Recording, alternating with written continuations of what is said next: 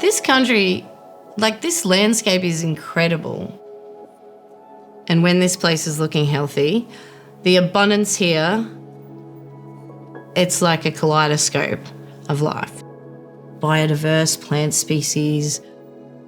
The bird life out here is incredible. We've got some beautiful wildlife. Obviously the livestock that we have. But in a drought, and particularly when you have droughts that go on for as long as they do out here because of climate change, everything just slowly disappears.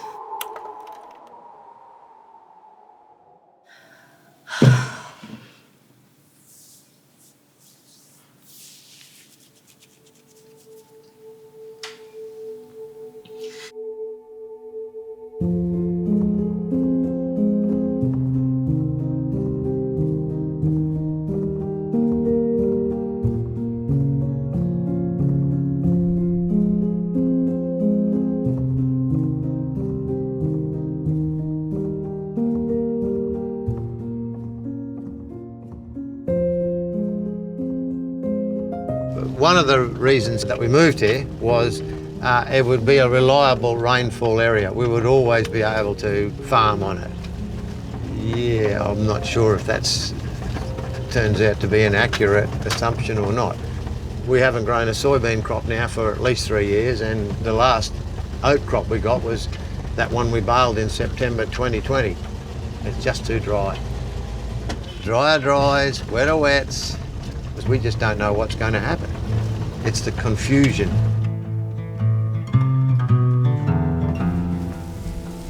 Not having a crop means we don't have the feed to maintain the cattle.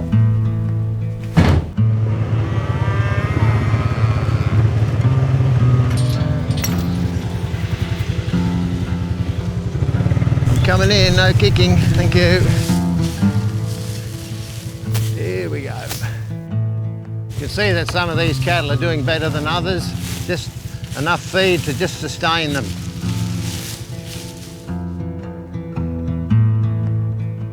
We simply can't afford to keep buying hay. This, if this was going to be normal, well, we just wouldn't be able to run cattle.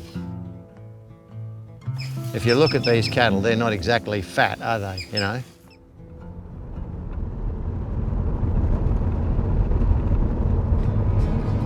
These are weaner cattle, and so they've come off their mums. They've had some feed in the cattle yards, and we've done some training with them. Hence the reason they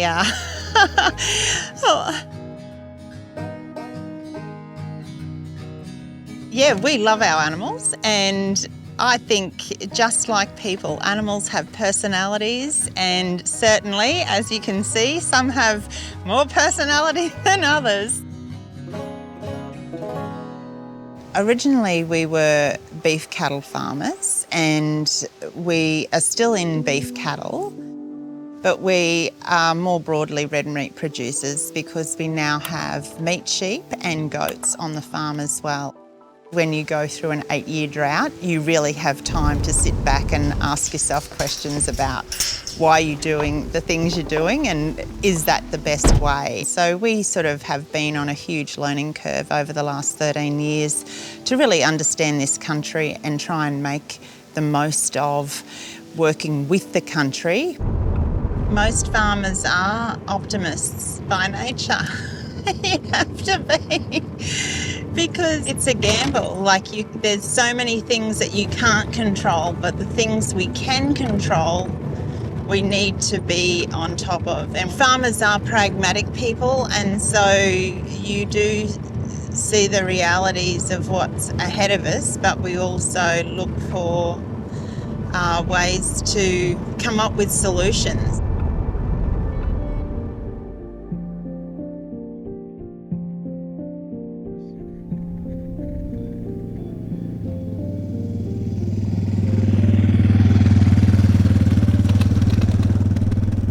We've certainly seen a stark change in climate at Cresbrook. We've now had the most significant periods of drought.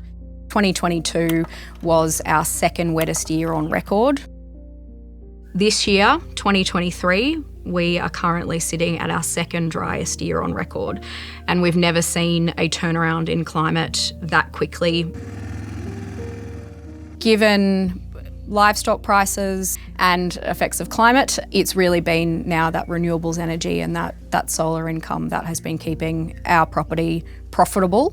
So these trackers went in 2010, and we've got another 8 trackers which are similar to this on other parts of the property. They track the sun, they're not fixed. It's actually helped to diversify income, reduce costs associated with energy usage. 13 years later, the solar trackers have paid for themselves 4 times over.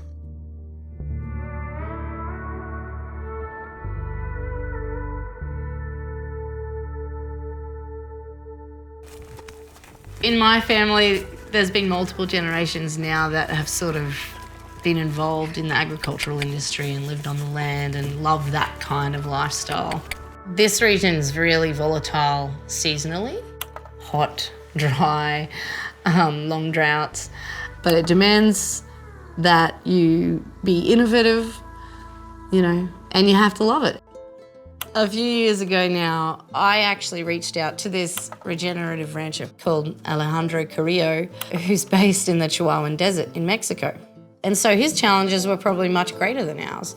But he had terrific results. He's now getting, some green growth in his grass nearly all year round. That's massively inspirational. I guess one of the real benefits of learning from people like Alejandro is to look at an example where somebody has been working really hard for the last 15 to 20 years on improving soil health, improving biodiversity and ground cover, really getting that right. It's really critical to have a vibrant, engaged, curious community that are all, egging each other on and cheering each other on.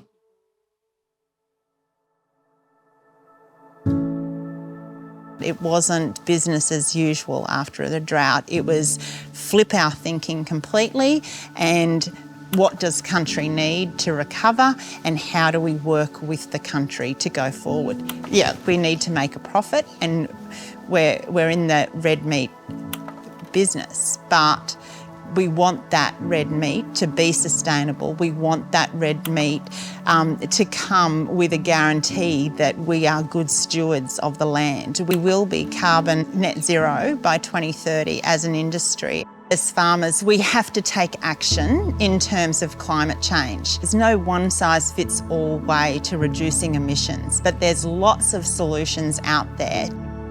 When people ask about my daughter or the next generation in general, I find it, the stubborn part in me wants to go, well, I actually always cared. Like, it doesn't even matter that I now have a daughter.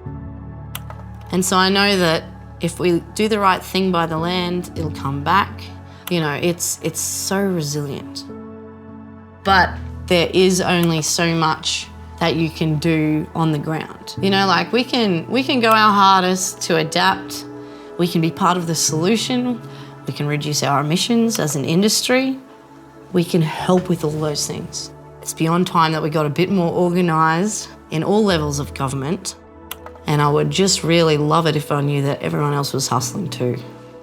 I think it's so dumb not to take action on the impacts we've had on our climate. We're splitting the place up into lots more paddocks, and we'll be able to put cattle in those paddocks and graze them in a better managed way, and hopefully that'll regenerate our soils. So if we can have a planet for my grandkids that has clean air and clean water, then I reckon we're doing okay. And I'm convinced that Australia is a country that can be a role model, and we can influence the whole world directly and indirectly by modelling good behaviour. Tricks! I can walk the dogs every afternoon in pretty much a beautiful sunset. There's a lot of peace in that.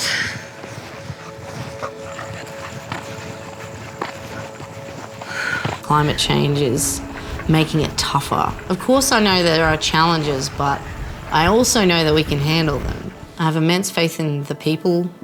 You know, they're not just tough. They're also like full of cheek and good humour, and they're curious and they're innovative because they have to be.